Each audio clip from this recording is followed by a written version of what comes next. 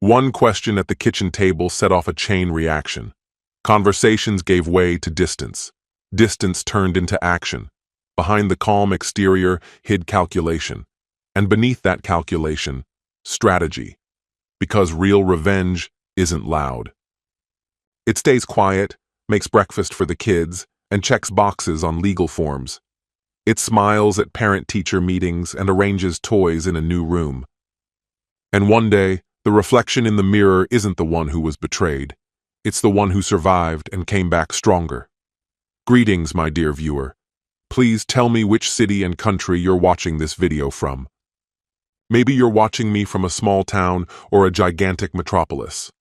Write about it. Make sure to subscribe to my channel and share this video with your friends.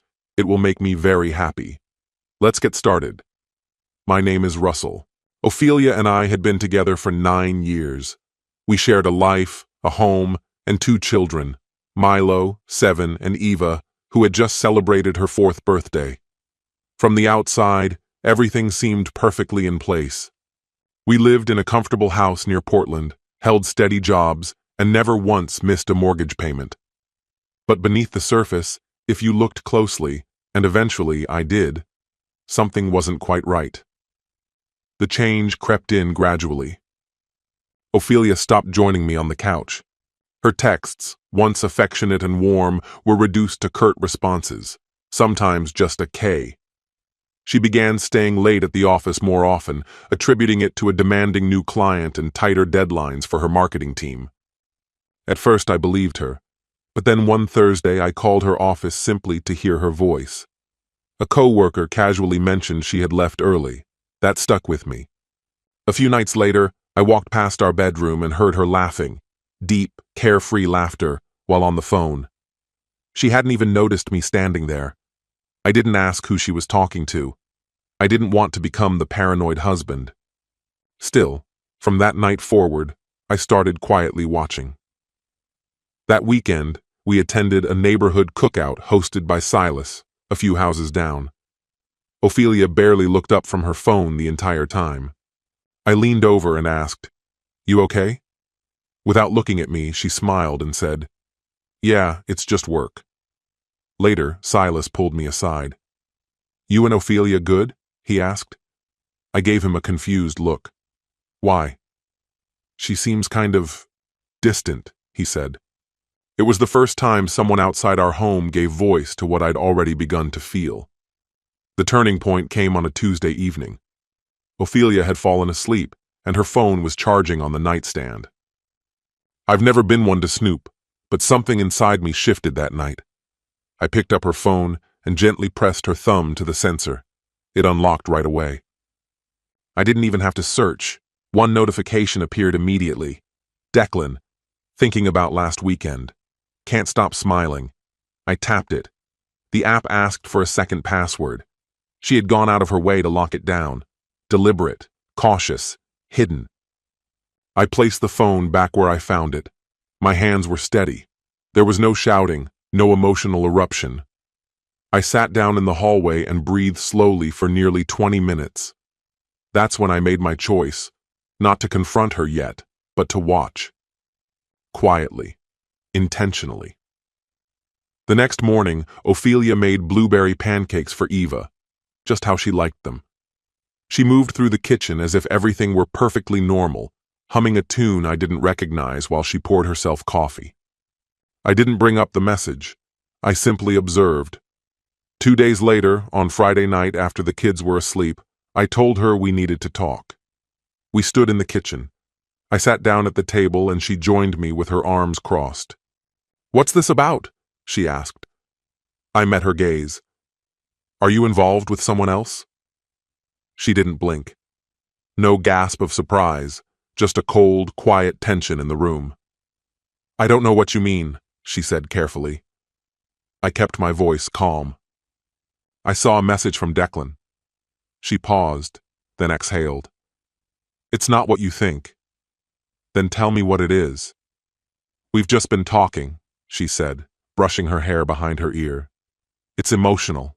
That's it. Nothing physical, but it might have gone there." The air between us turned heavy.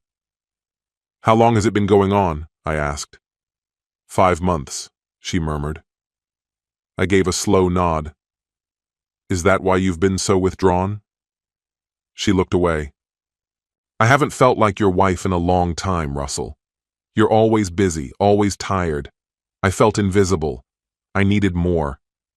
And you found that in Declan. I didn't plan to, she said. He gets me. I can be myself with him. I feel understood. I let her words hang in the silence before asking, Are you willing to stop seeing him? She hesitated. I don't know. I need time. No, I said quietly. You've already made your decision. And now, I've made mine. She stood up. You're being dramatic. No, I answered. I'm just being truthful. She didn't reply. She turned and walked upstairs. That night, I moved into the guest room. I didn't sleep, not because of rage, but because my mind was working, strategizing. The next morning, I went about things as usual. I made breakfast for the kids. Pancakes, juice, cartoons playing in the background. Just another Saturday, at least for them. Ophelia eventually came downstairs, deliberately avoiding my gaze, and muttered a barely audible, "Morning." I gave her a simple nod. No words exchanged. That afternoon, while she took Eva to ballet class, I made 3 crucial phone calls. The first went to Marcus Grant, a family law attorney recommended by a colleague who had quietly finalized his own divorce the year before. Marcus was calm, candid, and didn't sugarcoat anything. You need to protect yourself, he advised. Especially when it comes to your finances. Don't confront her anymore. Just document everything. The second call was to a therapist. I knew if I didn't take steps to manage my emotions, I'd end up reacting from pain instead of leading with clarity and purpose. The third call was to my brother Nathan, the one person I trusted to be there for the kids in case everything started unraveling fast. That evening, after Milo and Eva had gone to bed, Ophelia and I talked again. I'm not looking to argue, I told her calmly, but I need a straight answer. Are you ending things with Declan or not? Her expression tightened. You're trying to trap me. No, I replied evenly. I'm asking you to make a decision. You can't have both of us. If Declan is the one you want, I won't stand in your way, but I'm not staying in a marriage with someone who's already halfway gone. She crossed her arms. I just want a proper goodbye. I need closure. Closure? I said, raising an eyebrow. Sounds more like a convenient excuse to see him again. Her voice rose in frustration. I'm not hiding anything. You're just trying to control me. I stood from my seat. If asking my wife to cut ties with the man she betrayed me with makes me controlling, then I guess I am. She clenched her jaw and stayed silent. Look, I continued, steady and firm. If you want to be with him, just say it. Pack your things and go. I'll handle the rest. She didn't leave that night, but something between us fundamentally shifted. Whatever softness I still felt began to harden. In the weeks that followed, we kept up appearances. Ophelia told me she had broken it off with Declan. She said she sent a final message and blocked his number. She even showed me the text and deleted his contact. I wanted to believe her, but trust broken once is rarely repaired so easily. About 10 days later, I went to the laundry room and saw her phone resting on the dryer, screen aglow. I hadn't meant to check it, but the name on the notification made me stop cold. Declan. Miss you. That song you sent. I can't stop thinking about it, only it wasn't under his name. The contact was disguised, listed under a client file with a dash, clearly meant to mislead. I walked upstairs with her phone in hand. She was brushing her teeth when I entered. You're still talking to him? I asked. She glanced down, froze. That's an old message, she said, pausing. It's not recent. I held the phone up so she could see. He just sent this. Want to try that again? She shut off the faucet. It's complicated, Russell. He's helped me through a lot. No. What's complicated is raising 2 kids while their mother lies and continues an emotional affair. I said I was sorry. No. You're sorry you got caught. The following morning, I had the divorce papers served. My lawyer arranged for them to be delivered shortly after she dropped Eva off at preschool, to avoid a scene in front of the children. That evening, Milo, ever perceptive, looked up at me and asked, "Why are you sleeping in the guest room again?" I sat beside him. "Sometimes grown-ups don't agree on everything," I explained gently. "But your mom and I both love you and your sister. That will never change." He nodded slowly. "Is Mom in trouble?" "No one's in trouble," I told him. "We're just figuring out some tough things." Later that night, Ophelia confronted me. "You didn't have to humiliate me." I met her eyes without flinching. "You had your chance to be honest. What happened today is the result of the choices you made." She had no reply. I didn't wallow in self-pity. Instead, I woke up at 5:30 every morning and started lifting weights in the garage before the kids were up. I accepted a promotion I'd postponed, not because I couldn't handle it, but because I'd lacked the emotional clarity. I even made an early mortgage payment. Ophelia noticed the change, but I didn't owe her explanations. We were still living under the same roof, but in separate bedrooms, leading separate routines, for the sake of stability, at least until the divorce was finalized. Our setup had grown tense, but it still worked. We took turns preparing meals, kept things civil around the kids, and mostly texted, even when we were in the same space. The emotional connection was gone. All that remained was coordination. One afternoon, I picked Milo up from school. During the drive, he turned to me and said, "You seem happier these days." I glanced over. "Yeah? You think so?" "For sure," he replied. "You laugh more now." And he was right. I'd begun laughing again, at shows, at dumb memes, at nothing in particular. Not because I was fully okay, but because I'd finally stepped out of the fog. Ophelia, meanwhile, didn't carry herself like someone basking in love. She looked depleted, preoccupied. Her arrivals got later and later, and she offered no reasons. I stopped questioning. I stopped caring. But I couldn't help noticing, if Declan was still around, he wasn't making much of an impact. One evening, as I folded laundry in the living room, she made a sudden remark. "You realize the kids are doing all right because of me, don't you?" I folded another t-shirt. "They're doing all right because both of us love them, and only one of us hasn't been dishonest for half a year." She had nothing to say to that. I stuck with therapy, pushed harder at the gym, and built back strength, 10 pounds of new muscle. I wasn't swiping on apps or flirting with anyone. I didn't need outside reassurance. But people noticed the shift. Co-workers, friends, even Claire, Ophelia's sister, who ran into me at the store. "You look different," she said. "In a good way." I smiled, tossing apples into a produce bag. "Thanks. I feel different." And I meant it. I was quietly healing, and Ophelia could feel the distance. With Milo turning 8, Ophelia and I decided to host separate celebrations. Mine would be the weekend before, hers on his actual birthday. I kept mine simple: games in the backyard, cake, close friends and family. Milo was lit up the entire day. He told me it was his favorite birthday ever.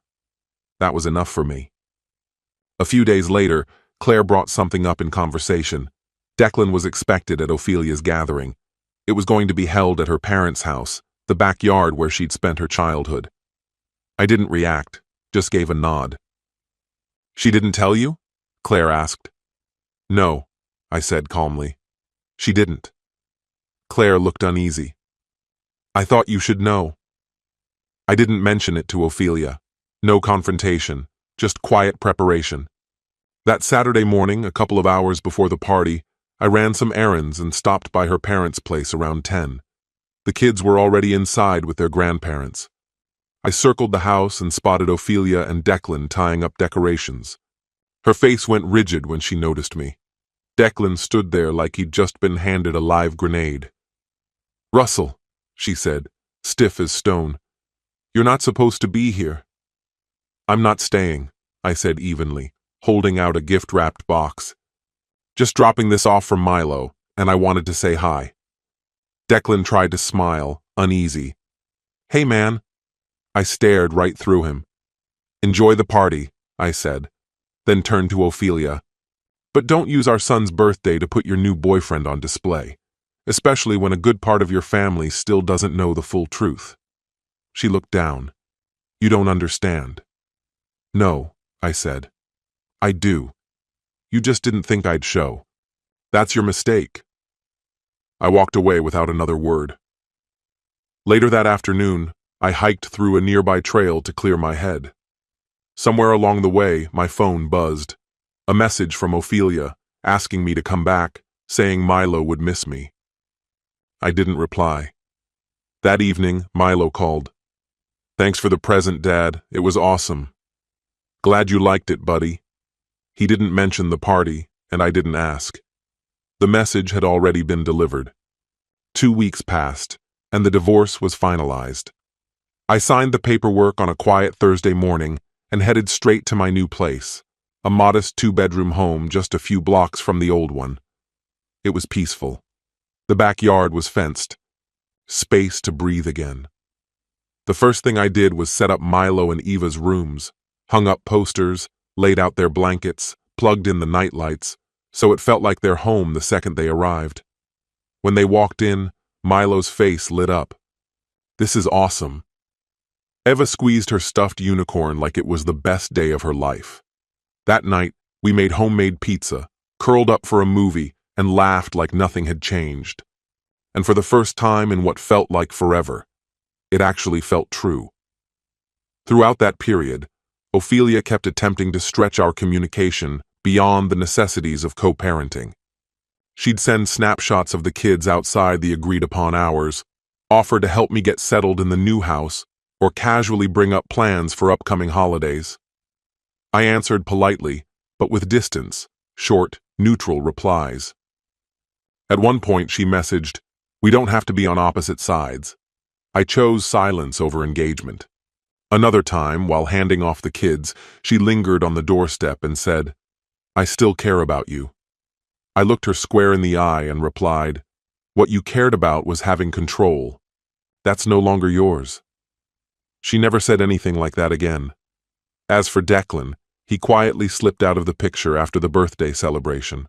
From what I could gather, their relationship dissolved slowly and without any major incident, more like a flame quietly snuffed out than a dramatic breakup. People stopped asking. They either knew the truth or had enough pieces to figure it out themselves. Claire stayed warm and respectful. Even Ophelia's father, who once barely acknowledged me, shook my hand at Eva's school recital. By the time 6 months had passed, I had regained my balance. Early morning workouts, steady progress at work, dinners with the kids, and solitary evenings that no longer felt empty. One Saturday, while I was sweeping leaves off the back porch, Milo glanced up at me and said, "You don't get mad anymore." I chuckled. "Is that a good thing or a bad thing?" He shrugged. "Not sure. Just feels better."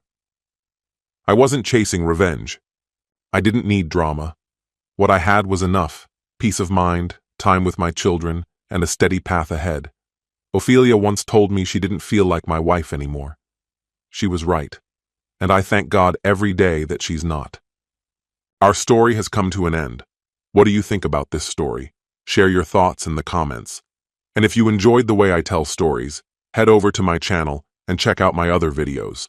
May the force be with you. See you soon, my friend.